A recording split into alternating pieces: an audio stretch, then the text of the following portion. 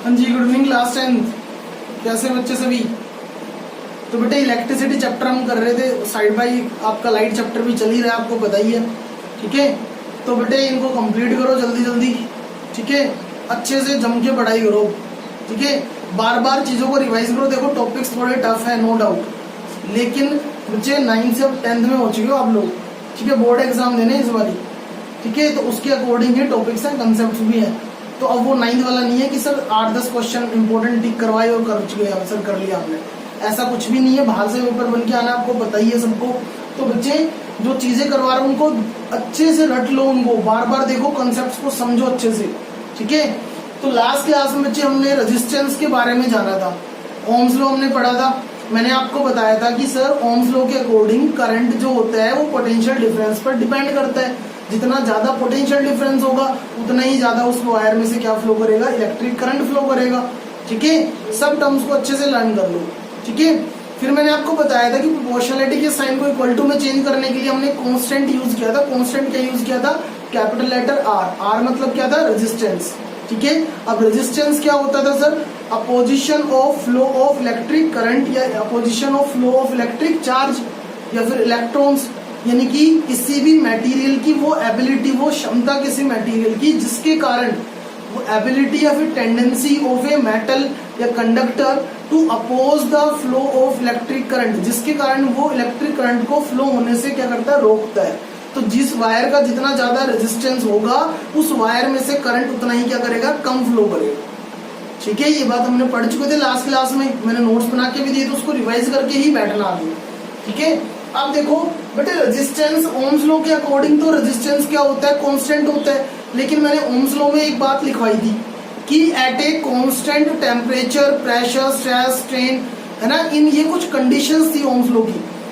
Resistance हमेशा ही constant नहीं होता, कुछ ऐसे केसेस हैं जिनके ऊपर रेजिस्टेंस भी चेंज हो जाता है। ठीक है, वो केसेस आज हमने डिस्कस करने हैं कि वो कौन कौन से ऐसे फैक्टर्स हैं जिनके कारण रेजिस्टेंस भी बदल सकता है। देखना जरा ध्यान से, किसी कंडक्टर का रेजिस्टेंस किन किन बातों पर डिपेंड करता है कि उसका रेजिस्टेंस क्या होगा। ठीक है, कौन कौन से ऐसे फैक्टर्स हैं जो रेजिस्टेंस को अफेक्ट करते हैं, तो वो आज हमने जानने हैं। और मोस्ट इंपोर्टेंट टॉपिक है इलेक्ट्रिसिटी चैप्टर का, ओम्स लॉ के बाद। ठीक है, वो ध्यान से समझना, एक एक बात सामने आएगी। सर सबसे पहला 4 फैक्टर मैं आपको बताऊंगा बेटे। फर्स्ट जो फैक्टर है वो है बेटे कि रेजिस्टेंस को किससे रिप्रेजेंट करते हैं? आर से। तो resistance depends on length. L का मतलब क्या है यहाँ पर? लेंथ। यानी कि रेजिस्टेंस जो है ना बेटे वो लेंथ ऑफ वायर पर डिपेंड करता है, लेंथ ऑफ कंडक्टर पर या फिर कंडक्टिंग वायर कह लीजिए। कि रेजिस्टेंस किसके ऊपर डिपेंड करता है? कि उस मटेरियल की, कंडक्टर की लेंथ कितनी है। एक बात समझना, कैसे डिपेंड करता है? सर कोई पूछे तो आपसे, सर जितनी ज्यादा लेंथ होगी ना किसी भी कंडक्टर की, जितनी ज्यादा लंबी हम आयरन की रोड लेंगे, ठीक है, उतना ही उसका रेजिस्टेंस भी क्या होगा? ज्यादा होगा। ठीक है, इसका मतलब ये है, फॉर एग्जाम्पल से इस बात को समझना, फिर मैं एग्जाम्पल को रख कर दूंगा, पॉज करके नोट डाउन करते रहना। ठीक है, देखना जरा, मैंने ये लिखा सर कि कोई वायर है, उस वायर की लेंथ जो है ना वो 2 मीटर है। वायर की लेंथ कितनी है सर? 2 मीटर है। 2 मीटर लेंथ की वायर थी, उसका रेजिस्टेंस जो है ना बेटे वो 10 ओम है। 2 मीटर लेंथ की वायर थी, उस वायर का रेजिस्टेंस कितना है? 10 ओम। ओम क्या होती थी? SI unit of resistance. Ohm का सिंबल बताया था ना लास्ट क्लास में, तो ये 10 ओम उसका क्या है? रेजिस्टेंस। अब मैंने क्या किया, मैंने लेंथ जो थी ना वायर की वो इंक्रीज करके, फॉर एग्जाम्पल मैंने 6 मीटर कर दी। अब लेंथ कितनी हो गई सर? 6 मीटर हो गई। तो आप ही मुझे देखकर बताओ सर लेंथ कितने टाइम्स इंक्रीज हो गई? आप ये कहेंगे सर लेंथ 2 से 6 हो गई, तो 3 टाइम्स। कितने टाइम्स इंक्रीज हुई है? 3 गुना बढ़ गई ना। 2 3 से 6 होता है, तो 3 टाइम्स लेंथ क्या हो गई? इंक्रीज। तो उतने ही टाइम्स ये रेजिस्टेंस भी इंक्रीज हो जाएगा बेटे। ये भी रेजिस्टेंस भी कितना हो जाएगा? पक्का 30 ओम हो जाएगा। समझ में आई बात? तो R यानी कि resistance is directly proportional to the length of the conductor. Resistance किस पर डिपेंड करता है? कंडक्टर की लेंथ पर डिपेंड करता है। जितनी ज्यादा लेंथ होगी उतना ही ज्यादा क्या होगा? रेजिस्टेंस। क्लियर? यदि लेंथ चेंज होगी तो रेजिस्टेंस भी ऑटोमेटिकली चेंज हो जाएगी। ठीक है, अब मैं इस एग्जांपल को रब कर रहा हूं, अब एक बात ये भी समझ लेना, देखना जरा एक को, यदि ये लेंथ बेटे मैं कर देता फॉर एग्जांपल 1 मीटर, कितनी कर देता मैं 1 मीटर। 1 मीटर का मतलब क्या है, पहले लेंथ 2 मीटर थी, अब कितनी हो गई 1, यानी कि कितनी हो गई, हाफ हो गई ना, पहले से पहले 2 थी उसका आधा कितना हो गया 1, हाफ हो गई, तो रेजिस्टेंस भी क्या होगा बेटे हाफ होगा, 1/2 कितना हो जाएगा 5 है। यानी कि लेंथ कम तो रेजिस्टेंस कम, लेंथ ज्यादा तो रेजिस्टेंस ज्यादा, और उतने ही टाइम्स इंक्रीज या डिक्रीज होते हैं। इसी को कहते हैं डायरेक्टली प्रोपोर्शनल। तो पहला पॉइंट यही है sir, resistance is directly proportional to the length of the conductor. दूसरा पॉइंट सेकंड बेटे, resistance is inversely proportional to the area of cross section. A क्या है यहाँ पर, एरिया, मैं लिख देता हूँ यहाँ पर, ए का मतलब क्या है सर, एरिया। वो कौन सा area, area of cross section. अब आप लोग बार बार ये बात सोच रहे होंगे सर ये क्रॉस सेक्शन एरिया किसे कहते हैं, तो आप मुझे बताओ वायर की शेप कैसी होती है, सिलेंड्रिकल होती है। देखना जरा, ये मान लीजिए बेटा ये अपने पास वायर है, उस वायर की शेप कैसी है, ऐसे सिलेंड्रिकल है, ठीक है। तो ये जो बेस का एरिया होता है ना, सिलेंडर के बेस का एरिया, ये जो बेस है सर्कुलर बेस जो सिलेंडर का, इस एरिया को कहते हैं क्रॉस सेक्शनल एरिया। इसका फॉर्मूला क्या होगा, पाई आर स्क्वायर। यदि कंडक्टर की लेंथ ये आर है, ठीक है, यदि सर्कुलर बेस की लेंथ सॉरी रेडियस जो है वो कितनी है आर है, तो इस बेस का एरिया कितना होगा, आप मुझे बताओ। कोई सर्कल है, किसी भी सर्कल के यदि रेडियस आर है तो सर्कल का एरिया कितना होगा, पाई आर स्क्वायर, होगा कि नहीं होगा। उसी सर्कल के एरिया को ही कहते हैं क्रॉस सेक्शन एरिया। बस क्लियर बात। तो जब भी इस ए की वैल्यू निकालनी होगी तो ए का फॉर्मूला क्या आएगा बेटे, पाई आर स्क्वायर। ये बात ध्यान रखना, पाई की वैल्यू सबको पता है ना, पाई की वैल्यू कितनी होती है 22/7, ये पाई की वैल्यू होती है, ठीक है। तो सेकंड फैक्टर समझ में आ गया।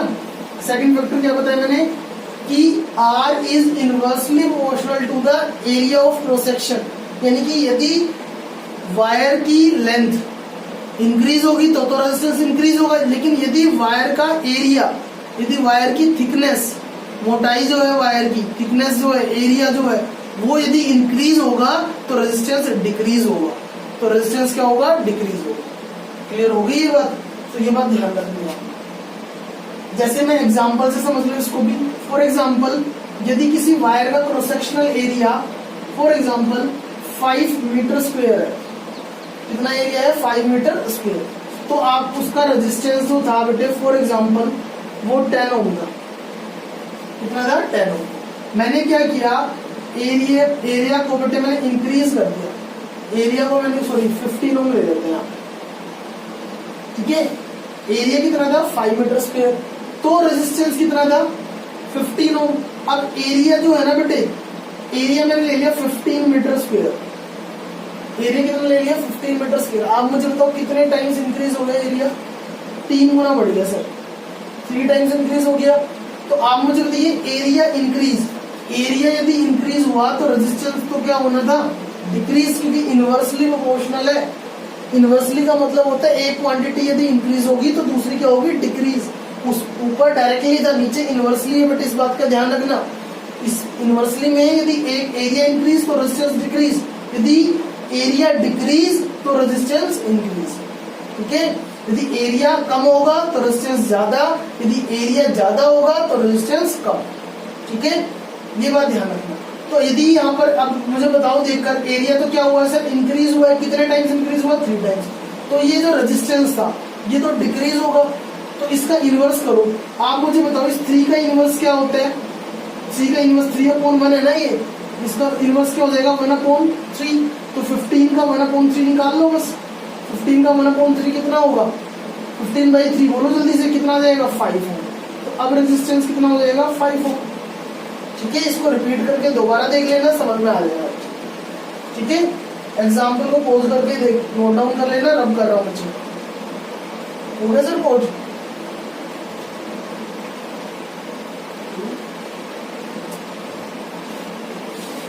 ठीक है बेटे। अब देखना थर्ड फैक्टर। थर्ड जो फैक्टर है बेटे मैं वो यहाँ पर लिख रहा हूँ, resistance depends on the temperature. किस पे डिपेंड करता है, टेम्परेचर ऑफ कंडक्टर, यानी कि रेजिस्टेंस किस पे डिपेंड करता है, टेम्परेचर ऑफ कंडक्टर पर। और आपसे पूछे कैसे डिपेंड करता है, यदि आप किसी कंडक्टर का टेम्परेचर इंक्रीज कर देंगे तो उसका जो रेजिस्टेंस है वो भी इंक्रीज हो जाएगा, बढ़ जाएगा। तो मैं यहाँ पे लिख देता हूँ सर, टेम्परेचर को यदि हम इंक्रीज कर देते हैं, इंक्रीज इन टेम्परेचर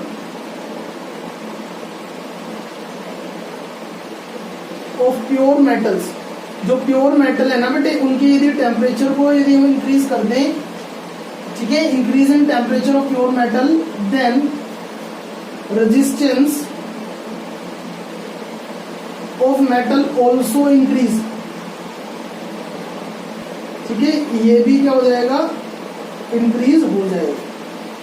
ठीक है, ये बात ध्यान रखना। लेकिन ऐसा नहीं है कि डायरेक्टली प्रोपोर्शनल, डायरेक्टली प्रोपोर्शनल नहीं होता इसमें। ऐसा नहीं है टेम्परेचर यदि 2 गुना बढ़ा दिया तो रेजिस्टेंस भी 2 गुना बढ़ जाएगा, नहीं, इंक्रीज होगा, हमें नहीं पता कितना होगा लेकिन। ठीक है, ऐसी कोई वो नहीं है कि प्रोपोर्शनलिटी का साइन नहीं लगाया मैंने। ठीक है, अब फोर्थ बात समझना। फोर्थ को कहते हैं sir nature of material. Fourth factor, nature of material of wire, nature of material, इस पर डिपेंड करता है नेचर ऑफ मटेरियल पर, कि वो जो भी वायर जो हमने बनाई है वो किस प्रकार के मटेरियल की बनी, प्लास्टिक की है, कॉपर की है, आयरन की है, डिपेंड करता है कि कैसा मटेरियल है। मटेरियल के अकॉर्डिंग भी रेजिस्टेंस चेंज हो सकता है। क्लियर बात, पक्का? तो ये ध्यान रखना है। आपको पता है ना कंडक्टर्स का रेजिस्टेंस क्या होता है, कम, क्योंकि उनमें से करंट क्या होता है, ज्यादा। और इंसुलेटर का रेजिस्टेंस का होता है बहुत ज्यादा होता है, क्योंकि उसमें से तो करंट फ्लो ही नहीं करता। तो मटेरियल पर डिपेंड करती है बातें। ठीक है, तो ये 4 फैक्टर जल्दी से रिपीट करेंगे मेरे साथ में। ठीक है, सबने रिपीट करना है। ठीक है, पहली चीज क्या बताई sir, resistance is directly proportional to the length of the conductor. ठीक है, चीटिंग नहीं करनी भाई, सबने रिपीट करना है साथ में। ठीक है, दूसरा क्या बताया मैंने कि resistance is also inversely proportional to the area of cross section. ठीक है, इसका मतलब तो क्या था, लेंथ यदि इंक्रीज तो रेजिस्टेंस भी इंक्रीज। इसका मतलब क्या था, यदि एरिया इंक्रीज तो रेजिस्टेंस डिक्रीज। थर्ड फैक्टर क्या बताया, टेम्परेचर ऑफ द कंडक्टर या मटेरियल। फोर्थ क्या बताया, nature of material of the conductor. Conductor के नेचर मटेरियल के ऊपर डिपेंड करता है किस मटेरियल का होगा। तो बेटे ये 4 फैक्टर्स है जिन पे क्या डिपेंड करता है, रेजिस्टेंस। बोर्ड एग्जाम में कम से कम नहीं ना 8 से 10 बार ये क्वेश्चन रिपीट हो चुका है, 8 से 10 बार। इस साल नहीं आया, इससे पिछले साल आया था। ठीक है, तो अगले साल फिर आ सकता है। समझ में आ रही बात? लास्ट टू लास्ट ईयर ही आया है क्वेश्चन, और उससे पहले भी काफी और कंटिन्यू रिपीट होता रहे। ठीक है, अब देखना नेक्स्ट बेटे, ये जो फर्स्ट और जो सेकंड फैक्टर है, इन दोनों में यदि मैं इन दोनों फैक्टर को कंबाइन कर दूं, तो आप मुझे बताओ, यदि मैं इन दोनों फैक्टर्स को कंबाइन कर दूं क्या था भाई, तो ये बन जाएगा R प्रोपोर्शनल टू L/A। बोलो बनेगा नहीं बनेगा, R प्रोपोर्शनल टू L/A। ठीक है, if equation first and second combine then R proportional to L/A। ये बात समझ में आ गई है? चलो बेटे थोड़ी सी है ना, ये मुझे ध्यान नहीं रहा एक्चुअली ना, फैन ऑन ही रह गया, ये फैन ऑफ करके बनाता हूँ मैं वीडियो, तो आपको थोड़ी आवाज में प्रॉब्लम आ रही होगी। मैं एक बार फैन ऑफ कर देता हूँ पहले तो। ठीक है, ईयरफोन लगा के आप इससे पहले को सुन लेना भाई। ठीक है, ताकि ये साउंड प्रॉब्लम ना हो, नहीं होगी। वैसे तो सुन ही रहा होगा, हल्का हल्का फैन की आवाज आती है इसमें। ठीक है, तो आगे देखेंगे अब। तो बेटे R प्रोपोर्शनल टू L/A। ठीक है, अब to change the sign of proportionality, अब इस प्रोपोर्शनलिटी के साइन को किस में कन्वर्ट करना होता है, इक्वल टू में। ये देखो, तो हमें क्या यूज करना पड़ेगा, कांस्टेंट। तो कांस्टेंट जो होगा ना बेटे वो यहाँ पर होगा रो L/A। चिंता की बात नहीं बेटे, अभी मैं बताऊंगा ये क्या बनाया मैंने। ये जो सिंबल मैंने बनाया है, ये इसका नाम है रो। कैसे रीड करेंगे सिंबल को, RHO। जैसे मैंने लिखा ये, आप झट से बोले, मैं पूछू ये लेटर क्या है, बचपन में सीखते थे सर R। मैंने पूछा R4, पहले तो कहते थे रेट, लेकिन अब आपने इसे सीख लिया सर R4 क्या होता है, रेजिस्टेंस। ठीक है, ऐसे ही जब मैंने ये वाला सिंबल बनाया तो मैंने पूछा भाई ये सिंबल किसका है, तो आप क्या बोलेंगे, इसको R तो बोलेंगे नहीं ना, इसको A बोलेंगे ना B बोलेंगे, सिंबल को क्या बोलेंगे, रो, RHO। ठीक है, रो नहीं लग जाना है, रो RHO। ठीक है, तो रो है, और इस रो का मतलब क्या है सर, जैसे इस लेटर को क्या बोला R मतलब रेजिस्टेंस, इस लेटर को क्या बोला रो मतलब क्या होगा, ये रो का मतलब क्या होता है, मैं यहां पर लिख रहा हूं, रो का मतलब होता है रेजिस्टिविटी।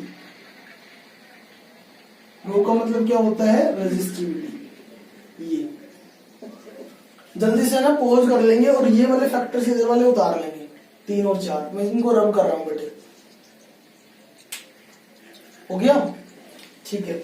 3 और 4 को मैं बेटे रब कर रहा हूं।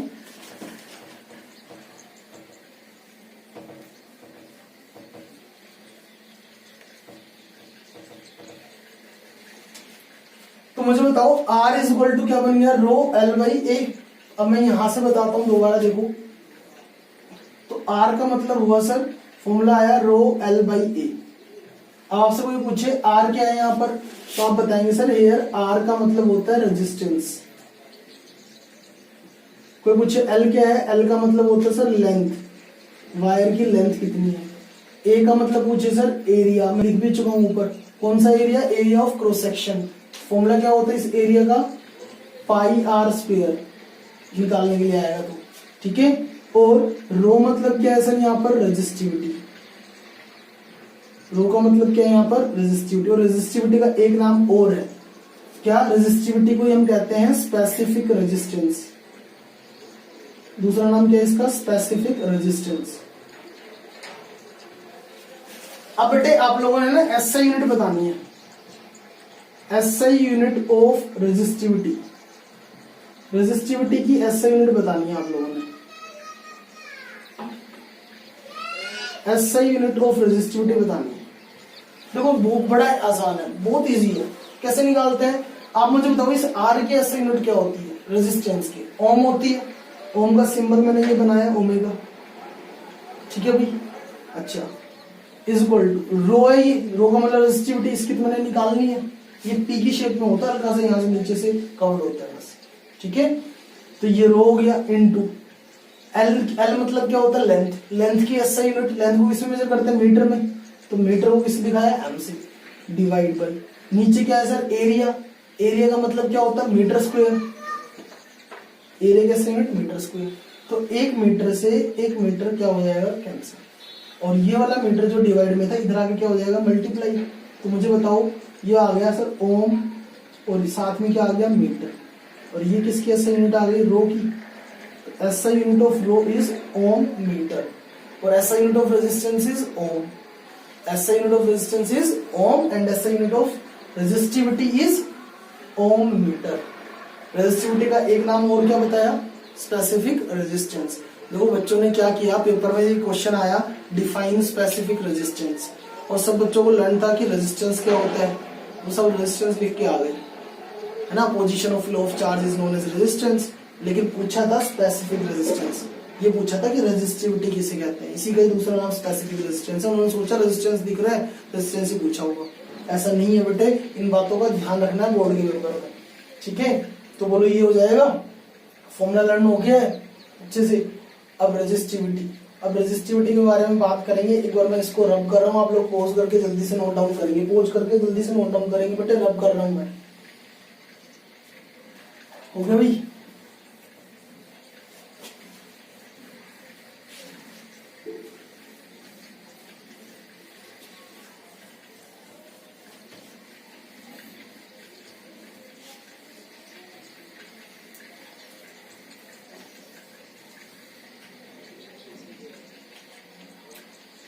देखो बेटे ध्यान से, रेजिस्टिविटी किसे कहते हैं, रेजिस्टिविटी को डिफाइन कर लेते हैं।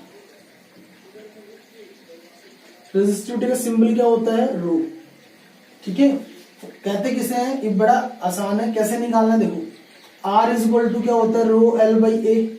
आपने कुछ नहीं करना, आपने एल की जगह पर बेटे 1 मीटर रखना है, और एरिया की जगह पर 1 मीटर स्क्वायर रखना है, ठीक है। इस फॉर्मूले में रख दो बस। तो क्या आ जाएगा, R is equal to rho into 1 metre divide by 1 metre square, ठीक है। तो ये 1/1 तो 1 ही होता है, तो ये तो हट ही जाएगा, मैं लिख देता हूं। आर इज इक्वल टू क्या आ जाएगा, रो। अब मुझे डिफाइन करके बताना, जरा ध्यान से समझना। Resistivity is defined as the, resistivity is equal to the resistance. Resistivity is equal to the resistance of a wire whose length is 1 meter and area of cross section is 1 meter square. Resistivity resistance को ही कहते हैं, लेकिन कब कहेंगे resistance को ही resistivity? जब उस wire की लेंथ कितनी हो 1 मीटर और एरिया ऑफ क्रॉस सेक्शन कितना हो 1 मीटर स्क्वायर। समझ में आई ये बात? तो मैं यहां पर डेफिनेशन इसकी यहां लिख रहा हूं, मैं ध्यान से समझना। क्या? Resistivity is defined as the, चलो यहां लिख देता हूं, इस फॉर्मूले से बनाई है मैंने। Resistivity is defined as the resistance is defined as the resistance offered by a wire of length कितनी लेंथ की वायर होनी चाहिए? Wire of length 1 metre whose cross sectional area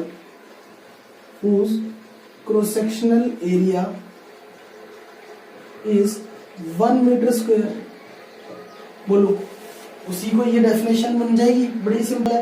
यानी कि resistivity is equal to the resistance, ठीक है। लेकिन कब? When the length of the wire is 1 metre and area of cross section is 1 metre square. बोलो, SI unit क्या थी resistivity की? ओम मीटर। एसआई यूनिट क्या आई थी? ओम मीटर। डेफिनेशन को नोट डाउन करेंगे बेटा, पॉज करके रब कर रहा हूं मैं।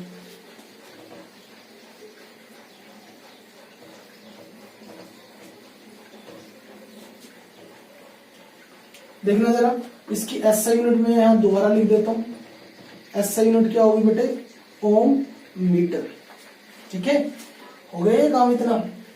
अब देखना, अब बेटे हम पढ़ेंगे सर रेजिस्टिविटी भी एक कांस्टेंट था, ये किन किन फैक्टर्स पे डिपेंड करता है? जैसे रेजिस्टेंस भी कांस्टेंट था ओम्स लॉ में, लेकिन वो 4 फैक्टर पे फिर भी डिपेंड करता था। रेजिस्टिविटी भी डिपेंड करती है, लेकिन रेजिस्टिविटी केवल 2 ही फैक्टर पे डिपेंड करती है। मैं यहाँ पे इस हेडिंग को चेंज कर रहा हूं, ऊपर वाली को देखना ध्यान से। Factors on which resistivity depends, factors on which resistivity depends. तो रेजिस्टिविटी बेटे 2 ही फैक्टर पे डिपेंड करती है। पहला टेम्परेचर, किस पे डिपेंड करती है?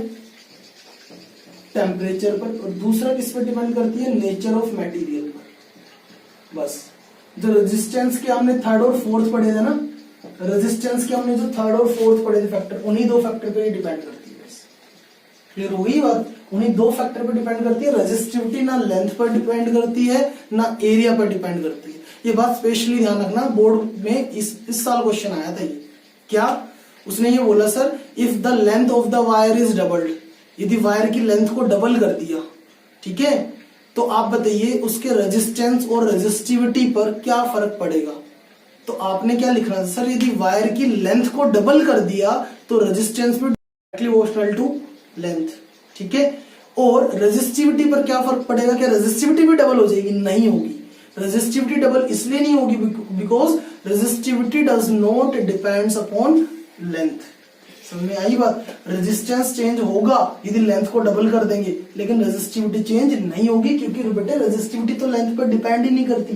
रेजिस्टिविटी तो टेम्परेचर और नेचर पर ही डिपेंड करती है, ना एरिया पर डिपेंड करती ना लेंथ पर। वो कहेगा sir if the thickness of the wire is doubled, thickness को यदि डबल कर दिया, थिकनेस डबल कर दिया मतलब एरिया बढ़ा दिया, तो रेजिस्टेंस तो क्या हो जाएगा? हाफ हो जाएगा, इनवर्सली प्रोपोर्शनल था, लेकिन रेजिस्टिविटी चेंज नहीं होगी। ये बात ध्यान रखना, बहुत इंपॉर्टेंट क्वेश्चन है। इस बार भी आया और पहले भी काफी बार रिपीट हो चुका बच्चे क्वेश्चन, तो इनको पॉज करके नोट डाउन कर लेंगे दोनों फैक्टर्स को। रेजिस्टिविटी वाले हेडिंग डाल के ये वाली हेडिंग डाल के इनको नोट डाउन करेंगे। आगे लिख रहा हूँ बच्चे में। तो बेटे अब है ना, जो मैं बात बता रहा हूं ना, वो बहुत ध्यान से सुन लेना, और सब बच्चे ना करके ही बैठना नेक्स्ट क्लास में, वरना नेक्स्ट क्लास है ना बिल्कुल ऊपर से ही चली जाएगी, बिल्कुल ऊपर से चली जाएगी नेक्स्ट क्लास, ठीक है। ध्यान से समझना, मैं बता रहा हूं बेटे, नेक्स्ट क्लास में आए ना तो ये फॉर्मूले लर्न करके ही बैठना, तभी ये वीडियो देखना। यदि देखने स्टार्ट भी कर दो ना तो पॉज कर लेना वहीं पे, पहले जो मैं बता रहा हूँ वो काम करके ही देखना ये वीडियो, वरना कोई फायदा नहीं होगा। अब बच्चे नेक्स्ट क्लास है ना न्यूमेरिकल होगी आपकी, एक बहुत ही अच्छी सी न्यूमेरिकल की क्लास रखेंगे कि फिजिक्स के अंदर न्यूमेरिकल्स ही आएंगे, न्यूमेरिकल्स के बिना फिजिक्स नहीं बनती बेटे। न्यूमेरिकल्स करने के लिए पहली चीज फॉर्मूले पता होने चाहिए। पहला फॉर्मूला इस चैप्टर में हमने ये पढ़ा था, Q is equal to NE, पढ़ा था। जहां पर Q का मतलब क्या था, टोटल चार्ज। ये चार्ट बना लेना, ठीक है, टोटल चार्ज। SI यूनिट क्या थी इसकी सर, कूलम।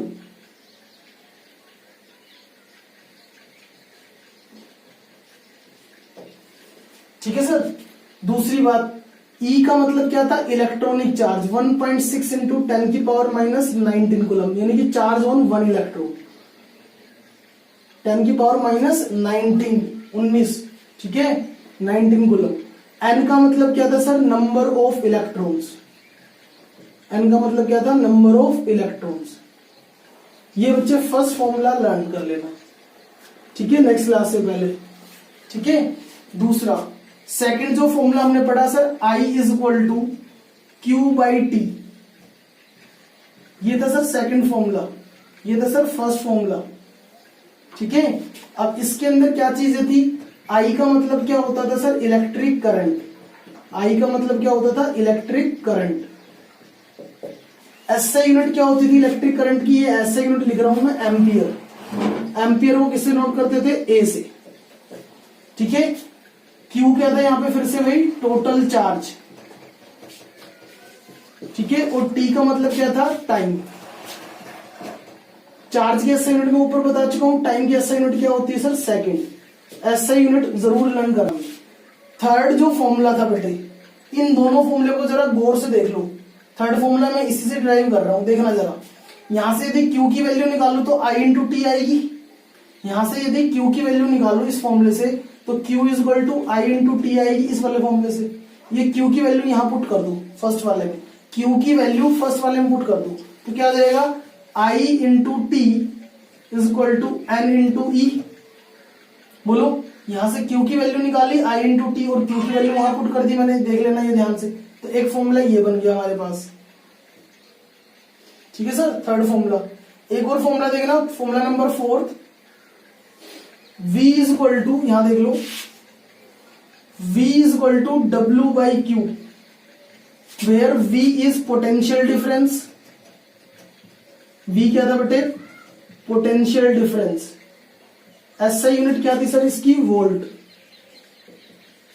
ठीक है। W का मतलब क्या था sir, work done. SI unit क्या थी सर इसकी, जूल। J से रिप्रेजेंट करते हैं, जूल को किससे रिप्रेजेंट करते हैं, J से, और वोल्ट को किससे रिप्रेजेंट करते हैं, V से ही करते हैं, ठीक है। अच्छा, Q का मतलब बताइए आपको, चार्ज होता है, बार बार लिखने की जरूरत है नहीं। Fifth formula, V is equal to R I, Ohm's law से जो आया था, V is equal to R I.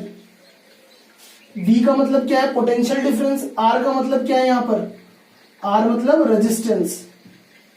SI unit of resistance is ohm, ठीक है। I का मतलब क्या है यहाँ पे, करंट। करंट की मैं बता ही चुका हूं ऊपर, बार बार बताने की जरूरत नहीं है, एक ही टर्म नहीं पता थी आपको यहाँ से, रेजिस्टेंस बस। V और I आपको पता है। 5 फॉर्मूले ये हो गए बेटे, पॉज करेंगे, नोट डाउन करेंगे जल्दी से, मैं नेक्स्ट फॉर्मूले लिख रहा हूँ। 5 फॉर्मूले ये हो गए सर, इनको लर्न करके, SI यूनिट को लर्न करके, सिंबल्स को लर्न करके ही नेक्स्ट क्लास देखना स्टार्ट भी कर दो तो पॉज कर लेना वहीं पे, पहले लर्न करना फिर देखना बच्चे, ठीक है। नहीं तो काम बात बनेगी नहीं, और पेपर में क्वेश्चन आएगा, इस बार भी आया था।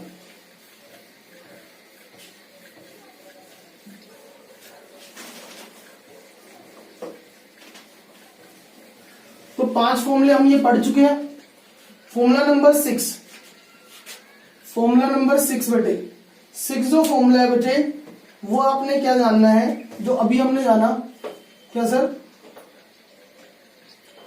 R is equal to rho L by A, ठीक है।